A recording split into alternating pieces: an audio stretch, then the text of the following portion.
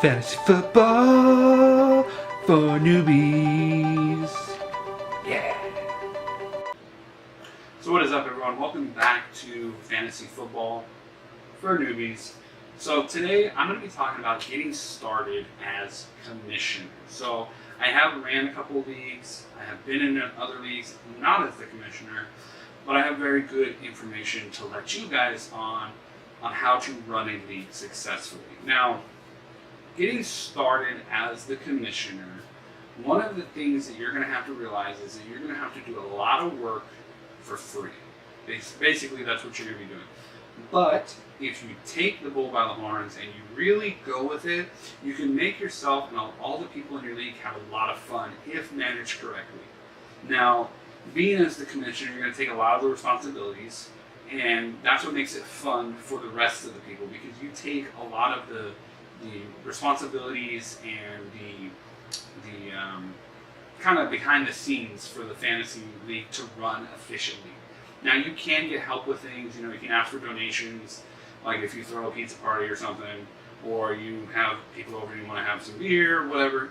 That's all under your jurisdiction to make those decisions. Now, to get started, obviously you got to find people that want to join your league.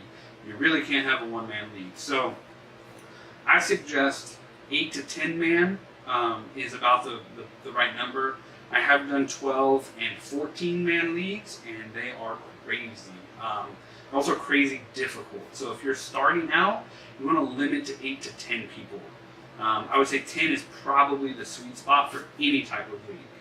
So once you've found your people, you're going to want to set your entry fees, your rules, your guidelines, whatever it is that you want to impose. Is like maybe you want $40 to get in. You denote that winner takes all at the end of the season, or everyone just pays $5 for pizza, the draft, and that's the only money that gets spent. Whatever it is you want to do, and then set up your rules, your scoring rules. Are you going to be PPR? Are you going to be standard? Are you going to allow a certain amount of trades? Define what your guidelines and rules are going to be. Try to make it as fun as possible for the people joining, and to really entice them to join your league. And then, prepping for draft day. Now, I know some people, they're like, well, online's easy, it does all the work for you. I will tell you firsthand, doing live drafting is way more fun, especially if you put the work into it. So what I would do is, if you go live draft, you're going to get a draft board. Now, when you get a draft board, it makes it so much easier. The first time we did it, we had a whiteboard like this. We drew grid lines in, we had everything set up. Yeah, it was fun, writing in the names and everything. But once you get the draft board and you got the different colored stickers, you don't have to write the name, you just slam the name on there. It's so much more fun. And it's easier to dictate, how many running backs you have, how many wide receivers, because everything's color-coded based on position. So it makes it so much easier to read your draft board, so much easier to see how many running backs have already been taken, how many receivers have already been taken off the board, things like that. It just makes it more visually nice for the people drafting. Then your supplies, are you going to have pizza, soda, beer, chips, you're going to have snacks, you need tables, whatever it is. If you're doing a live draft, are you going to need things to play the game to determine the draft order, or are you going to do it randomly? What are you going to do? So on the day of draft,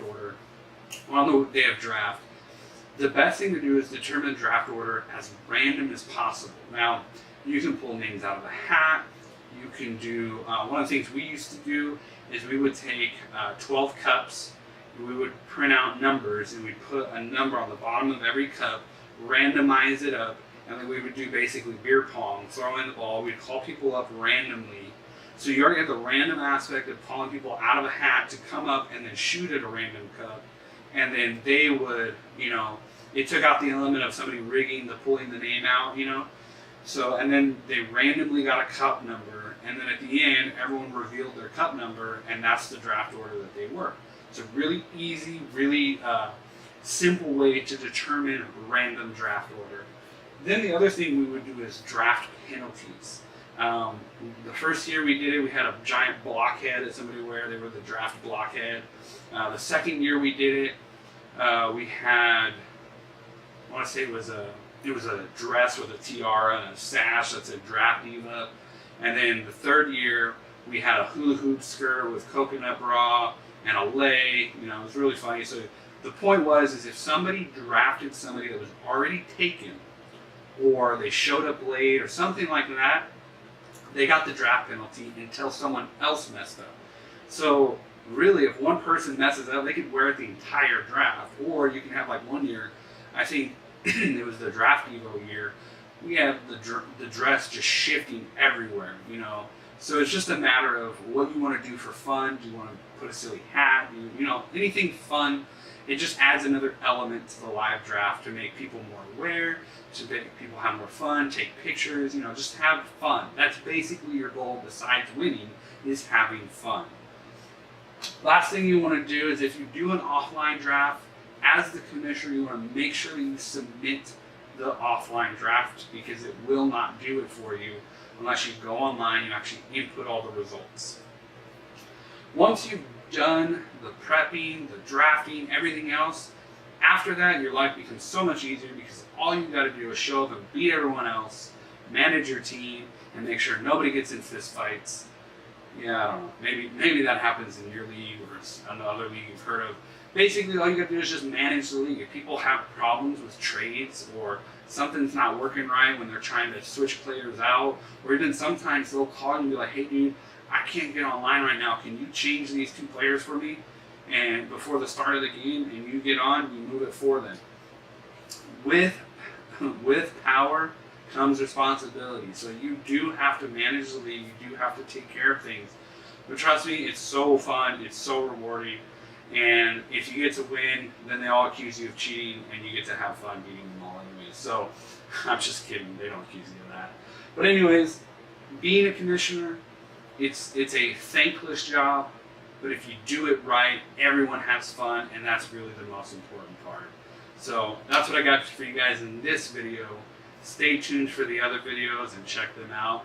And I hope you guys have a wonderful day.